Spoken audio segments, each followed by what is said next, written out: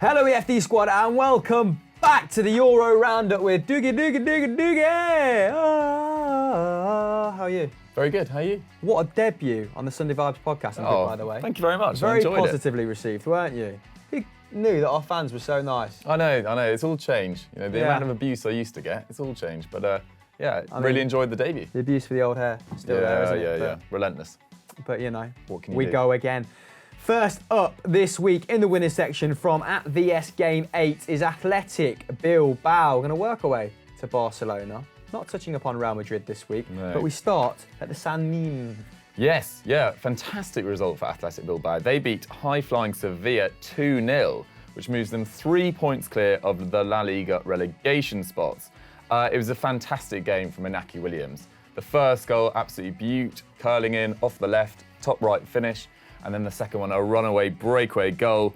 And those are remarkably the 24-year-old's first goals at home in the league since December 2016. 15 goals ago. So he scored 15 goals away from home since, but this is his first since December 2016. Mental. Bilbao are now five games unbeaten, under new manager Gaizka Garitano. So they picked up 11 points in these 5 games, which is the same amount as Eduardo Berizzo did before his sacking last month. So it's been a great start for Garitano. Williams' game looked like this. He had 3 shots, 2 dribbles, won 5 aerial duels in a man-of-the-match performance, and he was ably assisted by Inago Martinez at the back, who put in a stellar performance. 3 tackles, 3 interceptions, both the most of any Bilbao player. He actually, a few years ago, was linked with a lot of places when he was at Real Sociedad, went to Athletic Bilbao. Haven't heard so much about him since, but really good performance on the day from him.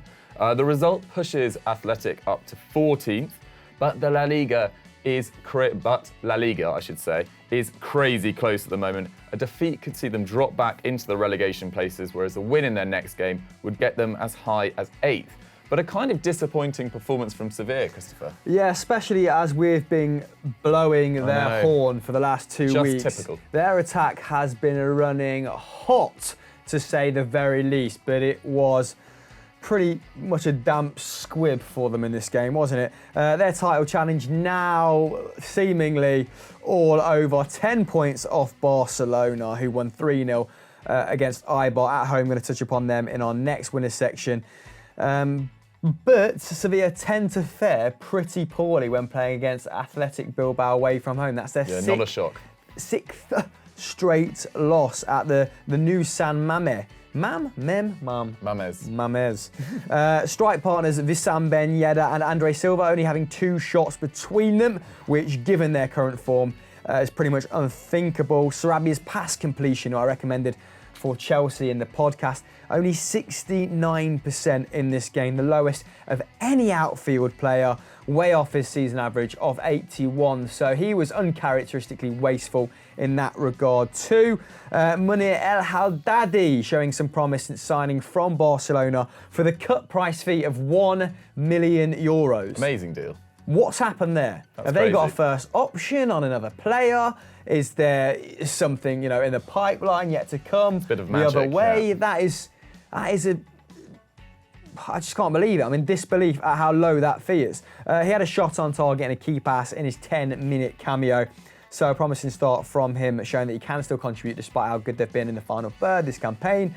Sevilla now have to start looking over their shoulder instead of ahead of them, basically, with Real Madrid beating Real Betis 2-1 away from home. They're actually very fortunate to secure all 3 points. I think they had 29% possession in that game, Real Madrid. And I know Quique Setien's men are a possession-dominant side, but that's poor. I think it was their lowest possession stats in something like 17 years. And they also played with wing-backs. I think they played a 3-5-2, which I've not seen from a Real Madrid side in quite some time. It's pretty experimental. But back to Sevilla now. I think this tie is happening again for the 3rd time in a week in the Copa del Rey 5th round, Sevilla versus Athletic Bilbao.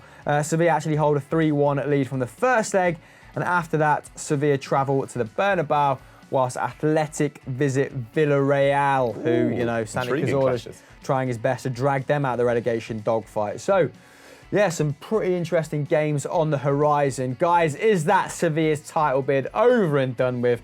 Is second the best they can hope for? Probably. Of course, Atletico winning as well narrowly at the weekend. Let us know what you think in the comments below.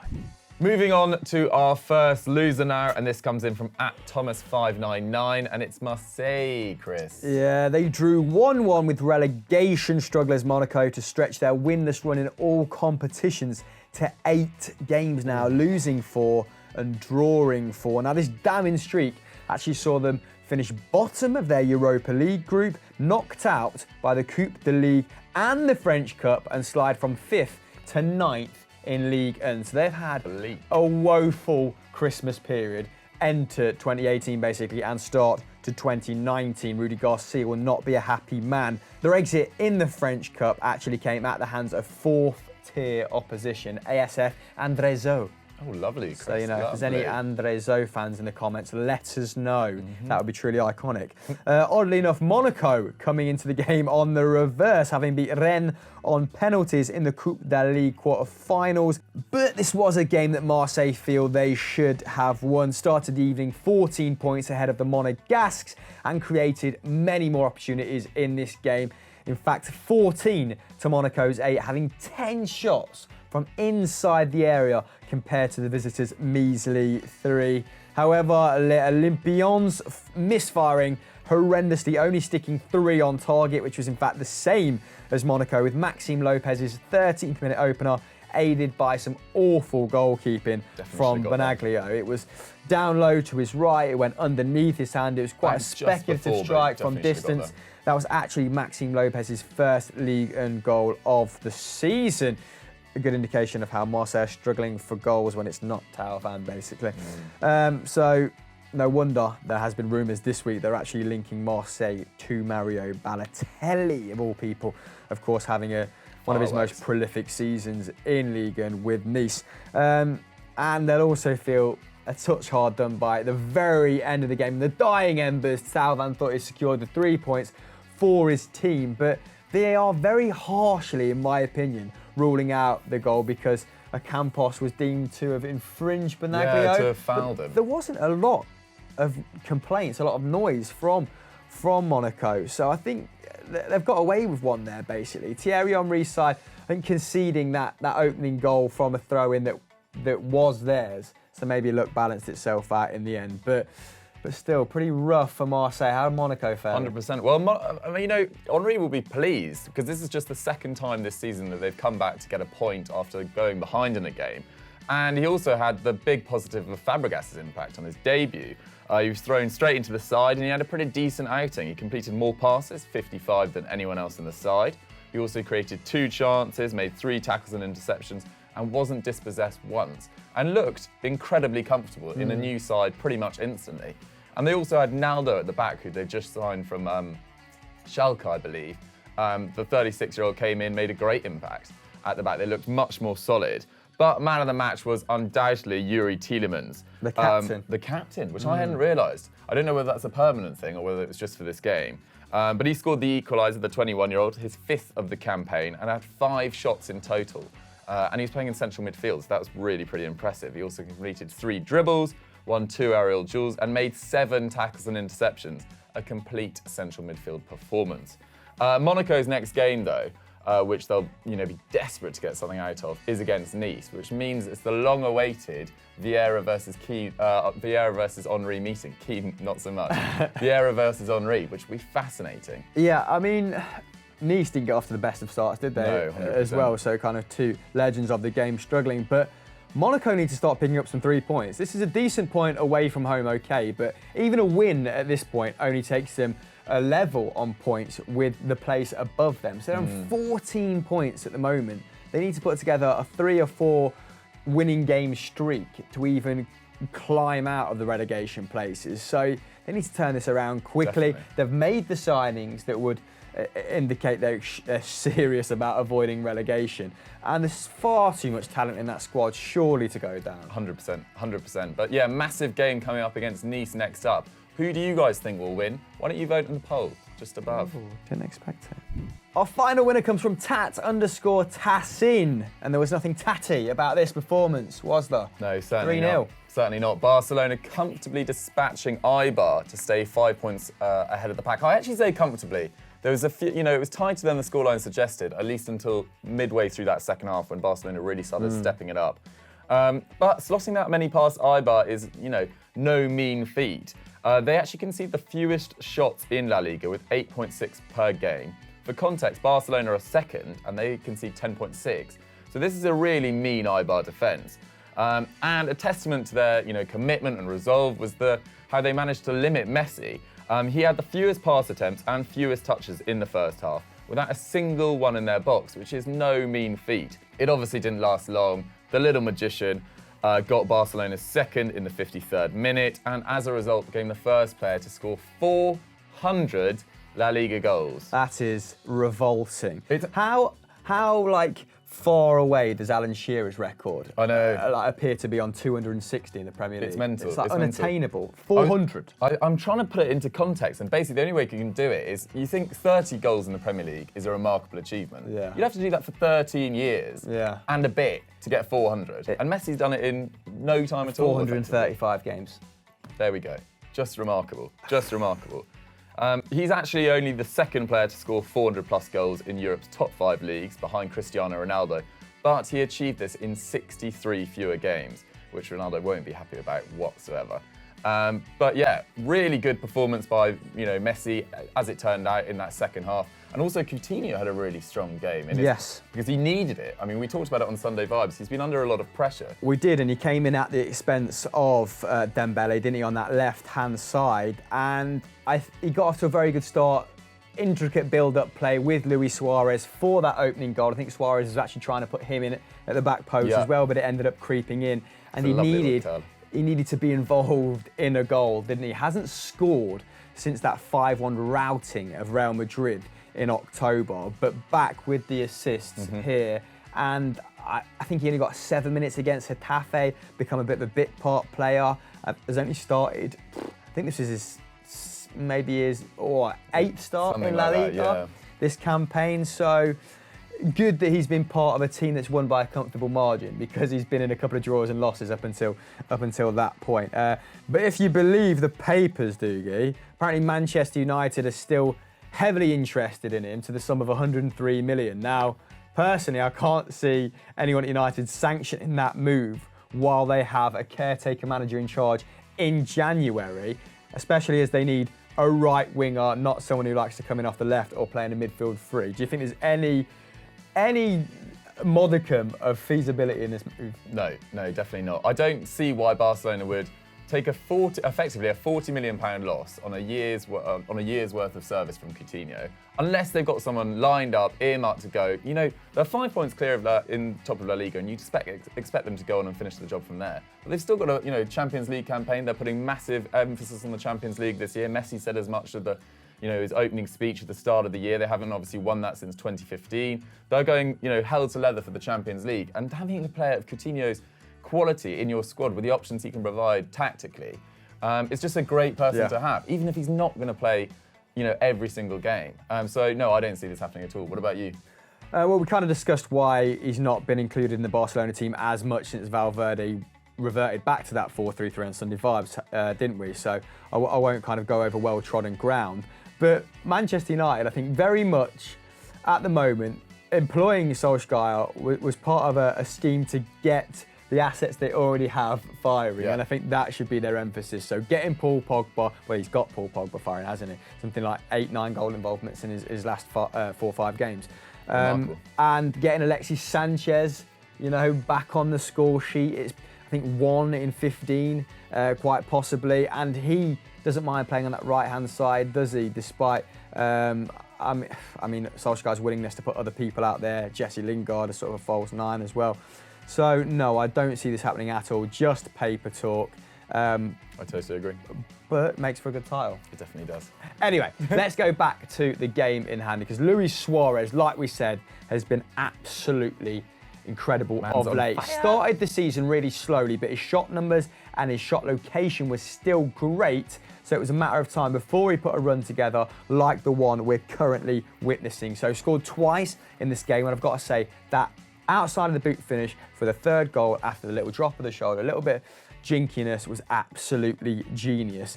He also set the other up, and he set Messi up for an absolute sitter with a glorious I backfield. love that. Great backfield. move from Coutinho, Suarez, Messi, but Messi uncharacteristically missed it. And I think even he couldn't believe it afterwards. He was kind of like, what the just happened? Straight at the goalkeeper. But back to Suarez, the 31-year-old now has 7 in his last 5 for the Blaugrana. Also made 3 key passes in this game and completed 4 tackles. So Wow. continuing to defy Father Time with that sort of well-rounded performance. Now, as we've come to expect from Valverde's Barcelona side, it's more efficiency than anything else, isn't it? And Eibar actually had almost double the amount of shots than the home side, but Barcelona put 6 of their 7 on target. So we know that Eibar are hard to break down, but Barcelona still managed to produce high quality chances when it mattered. The expected goals put Barcelona at 1.5 to Eibar's 0.7. So really it could have been 2-1, which would have been a much fairer result. And my boy Joan Jordan didn't get on the score sheet despite me, my best efforts to try and get Celtic to sign him in the podcast. Barcelona's superb form continues. 6 league game wins on the bounce, scoring 18, conceding just 1 in the process. So tightening up on the defensive end too, which is where they were faring pretty poorly, ominous. wasn't it, at the start of the campaign? Yeah, this looks like another league title wrapped up. I've never known a Barcelona manager to kind of win the league so comfortably and still not be that well liked by his fans. Yeah, no, there's still a lot of hate towards him. It just seems like it's not going to last that long with Valverde. No, it's just kind of a safe pair of hands. They just don't like him. They want someone like Quique Setien, don't they? But we'll see what happens. Barcelona fans, are you not entertained? Right, wrapping up our losers section, we've got Benevento, and this comes in from @Toby Morel, Christopher. Toby. This feels somewhat cruel, mate. They're a division below Inter Milan, and they were absolutely rubbish last season, but we still quite like them because they were plucky underdogs, weren't Was it they? their keeper that Took a scored that few equaliser big in the scalps, last- yeah. Remember a dramatic winner against AC Milan, actually. But back to the game in hand, because it was an absolute drubbing 6-2 by Inter Milan. Antonio Candreva and Lautaro Martinez each scored twice as Inter Milan routed them, like I said. Other goals coming from Icardi and Dalbert. It's not often that Icardi's outscored at Inter Milan, is it? True. So welcome fact for Inter Milan fans that other people are contributing on the scoring front. And for Benevento, Insigne, who's the younger brother of Lorenzo, on loan from Napoli as well, and Bandinelli scored their replies. A strong performance from Inter Milan at an empty San Siro, with the game, of course, and quite rightly so, being played behind closed doors as punishment for the racist insults aimed at Koulibaly on Boxing Day. Now, Spalletti not exactly covering himself in glory in the post-match interview Not too, good quotes. really honing in on the wrong aspect of this whole scenario. Word for word, this is what he said. I didn't like it. It didn't feel like a real match. If we talk about football being a spectacle, it is because of the fans who come to the stadium and enjoy themselves. We don't want to be in the stadium when it's like this. Not really the crux of the issue, is it, Luciano? You Don't should be complain about it, yeah. absolutely damning that rotten core of your fans who still think it's acceptable in the 21st century to reduce a man to tears, to rile him to the point where he gets sent off in a game of football for the colour of his skin. So we don't actually give it, whether you enjoy playing in front of an empty stadium. How about we get to the core of the problem? Anyway, before I go off on one, let's go back to the game in hand, because it's been a bloody tough few months for Benevento. 20th in Serie A in 17-18, having conceded 84 goals in 38 league games. That's 8 more than the next worst side in Europe's top 5, which was actually Deportivo and Metz combined on 76. And now they're 6th in Serie B. Not exactly bounce back material, is it? 8 points behind leaders Palermo. Still just inside the playoffs though, but this has got to knock their confidence somewhat. But back to Inter. Yeah, I mean, it's a good result for Inter. I mean, to see them score 6 is pretty rare. They've only scored more than 2 goals in a single game in 4 of their 26 games in all competitions this season. So they have been, as we mentioned on every show, pretty goal shy. And it's good to see 31-year-old Candreva, who'd only scored 1 goal in 12 games this season, bag a brace. It'd be great for his confidence. He also won a penalty in the first minute, which Icardi then slotted. which basically set the tone for the game, really. Benevento, were pushing men forward. They were really going for it. They were enjoying their day out, but Inter Milan were just a class above. Dalbert also got off the mark for the club, his first goal since joining from Nice 18 months ago. And in that 18 months, he's only made 18 appearances. Which is amazing because he's probably one of the most talented left-backs. Yeah, I totally agree. I don't really know what Spalletti's thinking there. And it was it was a great day out for Spalletti, except for his comments post-match where he slightly embarrassed himself. They were obviously 3-0 up at half-time. He took off Icardi. Because they've got a really important month coming up. They're playing Sassuolo, who are 11th, they're playing Torino, who are 9th, and they're playing Lazio, who are 4th, as they attempt to catch up on second place Napoli, who are 5 points clear of them at the moment. Inter now play Lazio in the quarterfinals. Lazio beat Novara 4-1 on Saturday.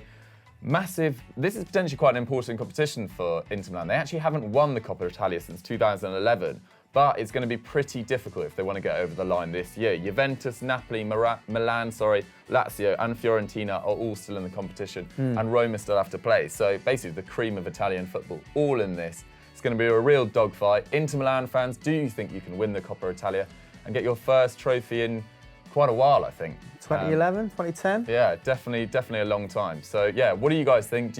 How do you rate your chances? Let us know in the comments below. We end the week on an uplifting note with our star of the week, and it's Jakub Kuba Blaszczykowski in the headlines for all the right reasons. Yeah, no, it's nice. And this one came in from @Oli Peltolola 17, sorry. And yeah, he's in the headlines for all the right reasons. It's a name you might remember from Klopp's famous two-time winning Bundesliga side at Dortmund. He left Dortmund 2 years ago and he's been winding down his career somewhat. He went to Wolfsburg for the past 1.5 seasons and also had a loan spell at Fiorentina in 15-16. You might also remember him from FIFA. He had the most powerful shot in about FIFA 12. He was remarkable. However, the two-time Bundesliga winner and Dortmund fan favourite may be on his way back to his old club, Wisła Krakow. He made more than 50 appearances for them between 2004 and 2007, helping them to win the Polish league title in 2005. And it's a pretty good feel-good story because he's not just going to play for them, is he, Chris? Yeah, so the club's fallen on hard times recently, just to bring this narrative full circle, and they appear to be on the verge of bankruptcy, or at least did until Kuba's unbelievable gesture. Of course, an absolute legend in Poland before this even came about with 104 caps, but he's decided to contribute 300,000 euros of his own money to the club so they can pay the outstanding wages of the current squad and staff. He's also training with the club and mutually agreed to terminate his contract with Wolfsburg over the Winterpause, and is said to be on the verge of rejoining his old club and playing for free there. What a man. So, I mean, not great, the mismanagement of the club, but he is their knight in shining armour, and he's been through a lot in his life, hasn't he, Blaszczykowski? And if he can finish off his career by saving his first club, then, he deserves all the plaudits he's getting. Well done, Jakub. What a guy. So that was Euro Roundup for another week. Doogie, what else is on Euro Football Daily? On Euro Football Daily, you can go check out Friday's Continental Club. You can go watch the final of Stat Wars The League, which went out on Saturday, didn't it? It did. I'm not going to ruin it. Not going to ruin it this week. Yeah, Hamel versus Patter, so go check that one out if you haven't already. Go over to Football Daily and watch Winners and Losers, where Chris and Joe took you down the rundown of what happened on the Premier League at the weekend. Anything else you'd like to push? FDFC have put some videos out of late, so the Sevens doing really well. Go and check out our personal mastermind with Shkodran Mustafi, and I think that's about it, other than download the podcast. So much content, 2019. Big for the bang.